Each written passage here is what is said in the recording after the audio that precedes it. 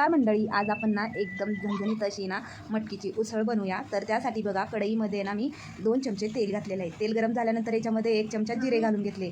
जिरे फुलले की लगेचच 1 चमचा मोहरी घातली. मोहरी आणि जिरे छान असे तडतडू द्यायचे. त्यानंतर अद्रक लसणाची पेस्ट घालायची आहे. आता अद्रक लसणाची पेस्ट घालून झाली की अद्रक लसणाचा कच्चा वास जाईपर्यंत त्याला छान असं परतवून घ्यायचं आहे. आता तुम्ही बघू शकता हे छान असं परतलं गेलेलं आहे. त्यानंतर याच्यामध्ये 4-5 पानं कढीपत्त्याचे घालायचे. कढीपत्ता घालून झाला की लगेचच ना एक मोठा कांदा बारीक चिरून घेतलेला होता, तर बारीक चिरलेला कांदा घालायचं. कांदा घालून झालं की चांगलं परतवून घ्यायचं. त्यानंतर एक टमाटर घालायचं आहे बारीक चिरून. टमाटर घालून झालं की चांगलं असं परतवून घ्यायचं. त्यानंतर याच्यामध्ये ना 1 चमचा लाल तिखट, 1 चमचा काळं तिखट, 1 चमचा हळदी पावडर आणि 1 चमचा धने पावडर घालायचं.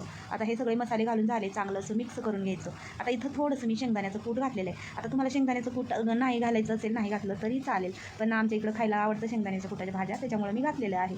आता हे सगळं घालून झाल्यानंतर चांगलं मिक्स करून घेतलं. थोडंसं पाणी घातलं आणि मसाल्याला तेल सुटेपर्यंत चांगलं असं परतवून घेतलं. आता तुम्ही बघू शकता मसाल्याला ना तेल सुटलेलं आहे छान असं. त्यानंतर ना मी इथं मटकीचं ना म्हणजे मिक्स घेतलेलं होतं. त्याला स्वच्छ धुवून घेतलं आणि ना हे मटकी घालून घेतली आणि मग मटकी घालून झाल्यानंतर मसाल्यामध्ये छान अशी मटकी ना परतवून घ्यायची आहे. आता तुम्ही बघू शकता छान असं परतवून झालेलं आहे. आता याला ना तेलामध्ये 2 मिनिटं चांगलं परतवून घेऊया. त्या अगोदर चवीनुसार मीठ घालायचं.